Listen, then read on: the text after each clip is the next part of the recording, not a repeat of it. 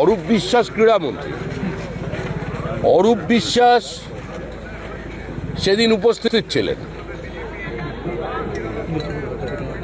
পৃথিবী বিখ্যাত জীবন্ত কিংবদন্তি ফুটবলার লিওনার্ড মেসি কলকাতায় এসেছেন, তো ক্রীড়ামন্ত্রী প্রোটোকল রাখতে তিনি ওখানে গেছেন। কিন্তু আর কারা ছিলেন? প্রশ্ন সেখানে। একা অরূপ বিশ্বাসের পক্ষে বা একা ওই যে আয়োজক তার পক্ষে কোনোদিন যুব ভারতীতে এত বড় ফাংশন করা সম্ভব ছিল না। সুতরাং যেটা হয়েছে সেটা একটা প্রাতিষ্ঠানিক লুঠের পরিকল্পনা।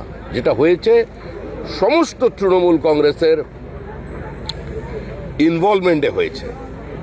তো অরূপ বিশ্বাস পদত্যাগের ইচ্ছা প্রকাশ করছেন বা পদত্যাগপত্র দিয়ে মানে শাক দিয়ে মাছ ঢাকার চেষ্টা। মাছটা নয় ঢেকে দিতে পারবেন, কিন্তু শাকটাকে ঢাকবেন কি দিয়ে? প্রশ্ন সেখানে।